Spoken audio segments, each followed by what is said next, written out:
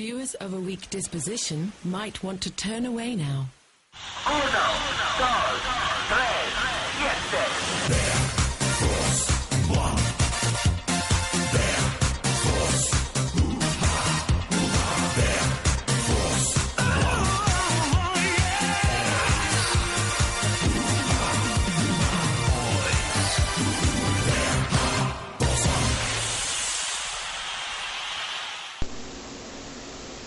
Hey everyone, I got asked in the PM a while back whether I'd ever heard of Truthful Christian, and maybe I could do a ponage video about him. You know, I'll find a video in his his collection that he's made that I would find, poem-worthy.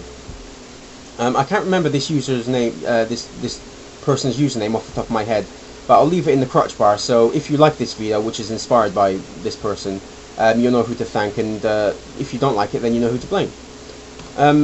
Of course, I have heard of Truthful Christian. I mean, I spend a lot of time on YouTube because I pretty much have no life, and so I know a lot of the more popular YouTube Christians.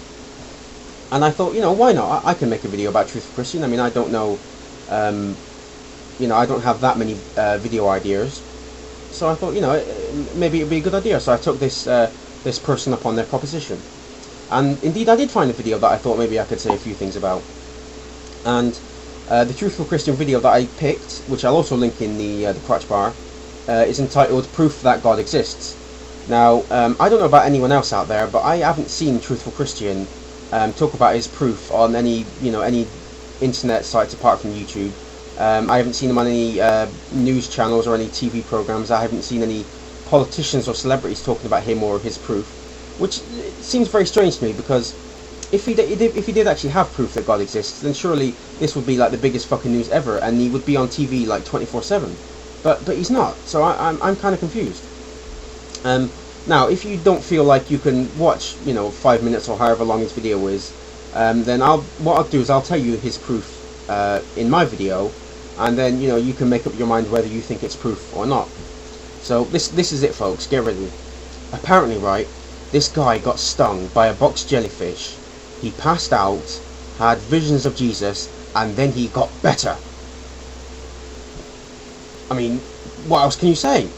I mean, Truthful Christian, if I may address you, and if you are watching this video, which I don't know if you are, you don't think that the doctors had any help in his recovery, or the nurses, or the paramedics that helped him get to the hospital? I mean, it was all Jeebus, I mean, I'd be interested, Truthful Christian, to see that the next time you're ill, whether or not you trust in Jesus to help you get better, or if you go to those quack doctors in the hospital and put your faith and trust into humans to help save your life. I mean, there are two roads there, and I'm pretty sure I know which one you would go down.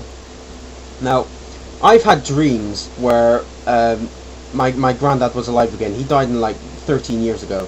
And I've had dreams in which, he's been alive, and I've been like, hey, I thought you were dead, But this does not make zombies real, does it? I mean, I wish it would, because zombies are fucking awesome, but it just doesn't. I wonder how long it'll take until people like this will realise that, personal feelings and thoughts like this are not going to convince any skeptical person, because our minds are capable of pretty much anything, of imagining pretty much anything. But that doesn't make it real. That's the difference between fantasy and reality. See, thoughts do not translate into real life. You have to prove things out here, and not in here. And really, if your standard of evidence is that low, where you'll believe anything was a miracle, just which he does, by the way, Truthful Christian does, and the person that this happened to does believe that this was a miracle. Just because someone thought of Jesus, I mean, then I really don't know what to say to you. I mean, what if this person had dreamt of Satan, or Thor? I mean, would you really be as ready to believe him and the supernatural entities he dreamed of then? And I want to ask you a question, Truthful Christian.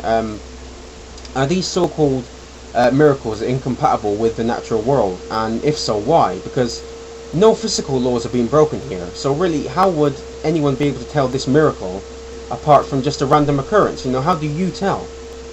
Because most people have a different name for miracles. We call them coincidences or freak occurrences. It would actually be evidence for God if such things didn't exist or didn't happen. Because however unlikely something is, and however likely something is to happen, like say finding a £50 note just lying on the pavement, as long as it doesn't violate the known laws of the universe, it could still happen. Because there are so many people on this world, going about their lives, reading, going to work, interacting with other people. It would be weird if extraordinary coincidences, or miracles as you may call them, didn't happen.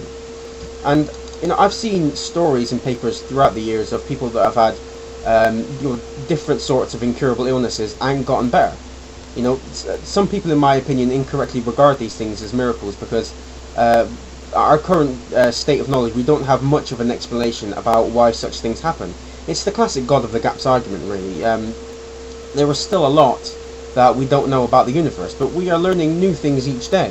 To say God did it puts a stop to scientific research. It keeps us at the same level of knowledge that we are currently at, and basically grinds all sorts of progress to a halt. Because why strive for answers when we can just blurt out that God did it? Well, I for one want us to learn as much about the universe as we possibly can. It's not only interesting to learn new things, but it's fun too. And like I said, there are so many people in the world and so many different illnesses that there are going to be statistical anomalies like these things happening. It doesn't mean that there's a supernatural explanation for them. It just means that we haven't found a natural explanation for them yet, or at least a very good one. And the more knowledge we gain, the smaller the gaps that some people fill with God will get. We'll get there, don't you worry about that. Just think of all the knowledge that we've gained over the past century.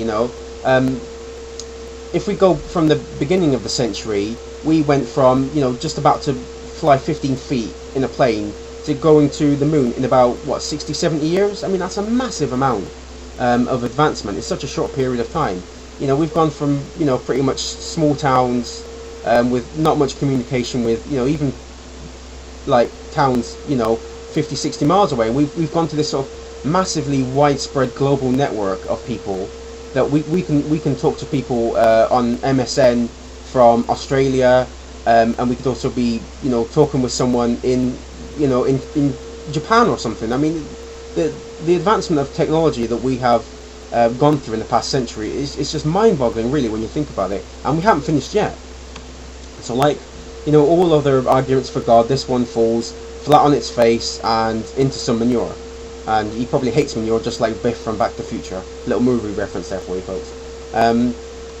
Anyway, that's all I have to say. I hope everyone's doing okay, and I'll see you next time. Cheerio.